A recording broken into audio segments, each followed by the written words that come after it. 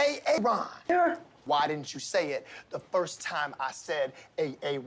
Because it's pronounced Aaron? You done messed up, Aaron! Welcome back, everybody, for a little bit more SPTV, a little later than usual this evening. Happy Tuesday night, everyone. Hope you're ready for some good news. This is amazing news. This is a tentative ruling for the hearing that's being held tomorrow morning at 10 a.m. And when the tentative ruling goes in your favor, it's your hearing to lose. Now, guys, in the thumbnail of this video, I put the judge, the Honorable Robert B. Broadbelt III, on the right-hand side of the thumbnail.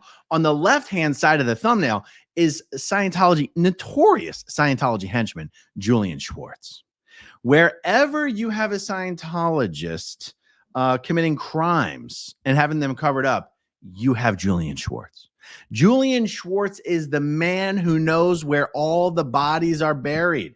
Julian Schwartz is the one who played an active role in silencing Danny Masterson's victims and covering up for Danny Masterson. Julian Schwartz has covered up for Scientologist crimes against children over and over and over again. And a judge has just tentatively ruled that in one of these trafficking cases against Scientology, limited discovery can move forward on a number of issues, but one of those issues being Julian Schwartz. So let me show you what we have here. Before we can fully understand what the judge has ruled that limited discovery can move forward. In order to understand what kind of limited discovery we're talking about, I have to show you specifically what kind of discovery the Jane Doe is asking for in this case. This is Jane Doe versus Religious Technology Center, Church of Scientology International, David Miscavige, Gavin Potter, Bridge Publications. And it also says defendant Doe's, but that's something else.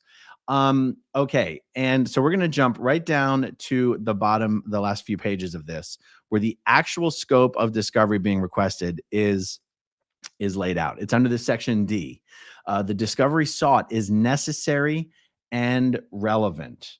And then beginning right here is where we're going to read from. Jane Doe seeks. This is discovery into flag policies that support the unconscionability underlying the defense of undue influence, the threats, mental coercion aspects of the defense of duress, and or the defense of fraud in the execution. Of the arbitration agreements. Okay, specifically, policies regarding the timing and frequency of instructing visitors to sign the agreements. That's the arbitration agreements. Policies regarding how much time to allow visitors to read or review an arbitration agreement before signing. Policies regarding oral instructions or representations to provide visitors related to the content of the agreement, including recommended responses to questions regarding the agreement. Specific information related to Jane Doe and the agreement at issue. All documents related to the countersigning or accepting of Jane Doe's agreement. Guys, I just realized I actually forgot to, bear with me here. I forgot to frame something. Scientology is doing in this particular case what they do in all the cases, which is say, this case cannot be tried in court. Jane Doe has signed an arbitration agreement promising never to sue Scientology and to always solve any disputes with internal religious Scientology binding arbitration. Jane Doe responded to this claim by Scientology by saying, excuse me, good sir, the copy of the arbitration agreement you claim I signed was never countersigned by a Scientology representative. And it says right there in the agreement that the agreement is only valid once it has been countersigned. And it says if there's no counter signature, then the agreement becomes valid the next time this Scientologist starts a major Scientology service. And Jane Doe said, I never started a major Scientology service after I signed this agreement. And in order to understand how all these dots connect, you have to understand when I was asked to sign this agreement, I was on vacation in Clearwater, Florida, visiting a friend at Flag when someone asked me to sign this agreement. And I did. And then I never started a course after that. Anyway, so this is why the request for discovery keeps referring to these arbitration agreements. Okay, so let's carry on here. They want to do limited discovery on all writings or recordings related to discussions surrounding Jane Doe's presence at Flag in the absence of a signed agreement, including discussions or reprimands and punishments, and therefore any disciplinary action taken against individuals for failure to obtain Jane Doe's signed agreement and or failure to countersign it. All documents, writings, or recordings related to or reflecting the benefits of Jane Doe's presence at Flag. The identities of authorities overseeing Jane Doe's unsigned and unaccepted agreement. Documents, memos, reports, or other writings dated before February 25th, 2002 related to Jane Doe's mother's stay at Flag. And here it is. Here it is, the crown jewel. Interactions, including any written, electronic, or telephonic correspondence between Flag and the Los Angeles Scientology division regarding Jane Doe, including with Jane Doe's handler, Julian Schwartz. One of the reasons that Jane Doe's enrollment agreement or arbitration agreement that she was asked to sign while she was at Flag visiting a friend, one of the reasons it was never countersigned, and one of the reasons Jane Doe never started a major Scientology service after signing that agreement is because Jane Doe was already in a lot of trouble with Julian Schwartz in Los Angeles, and the authorities in Los Angeles refused to send any of Jane Doe's files to Flag so that Jane Doe could start a major service at Flag. This is at least to the best that I understand it, according to the representations that have been made. And so it was, in fact, Scientology henchman Julian Schwartz himself who is partially responsible for the fact that Jane Doe's arbitration agreement never got countersigned and never became effective. And this is absolutely incredible that the judge has, at least for now, tentatively ruled that discovery into this matter and any communication about Jane Doe with Julian Schwartz, Scientology's got to turn it over. Okay, let's see what else it says here. What, if any, direct communication Scientology considered or sent to Jane Doe regarding the issues in this matter in accordance with Section D of the agreement? Okay, now look, there are other items here.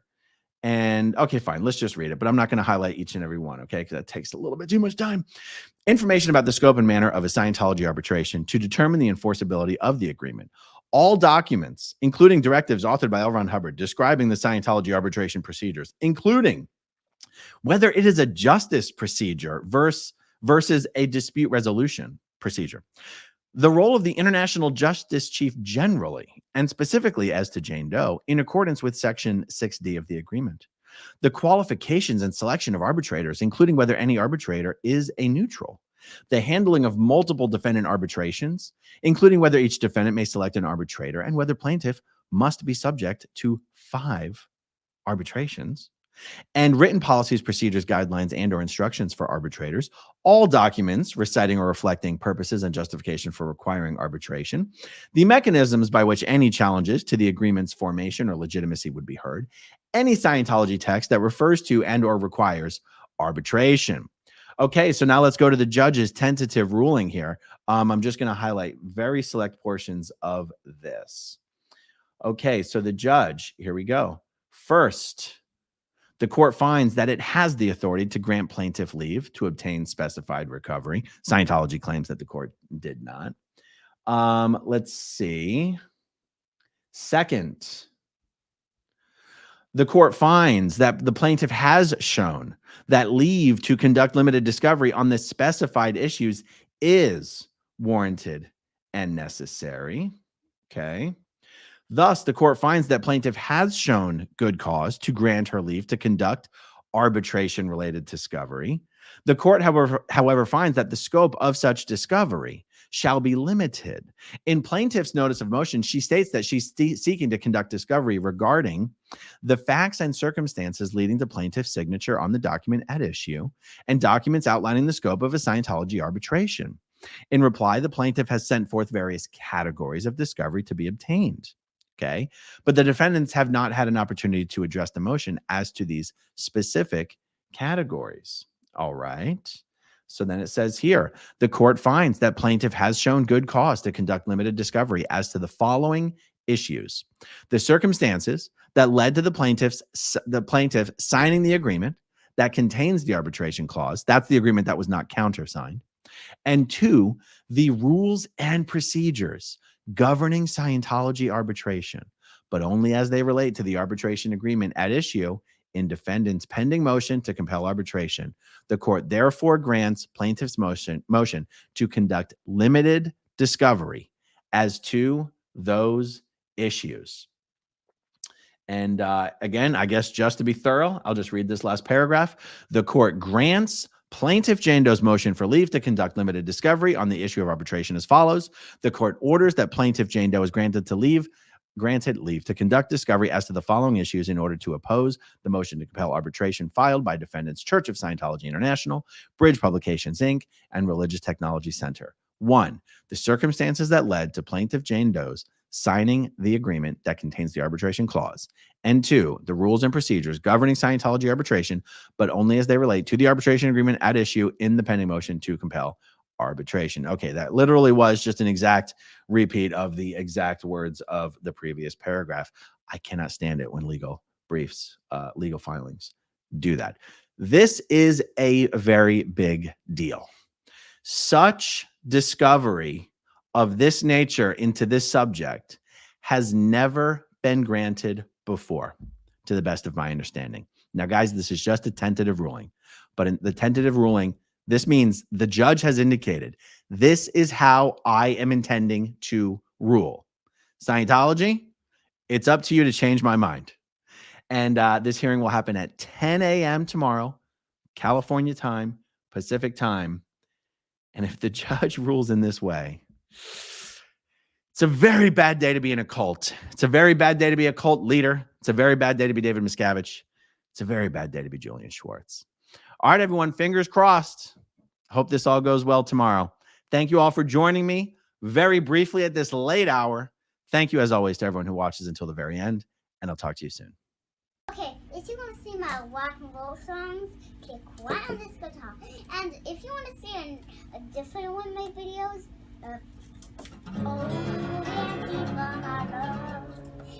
then you could click right inside here. If you have subscribed or not, subscribe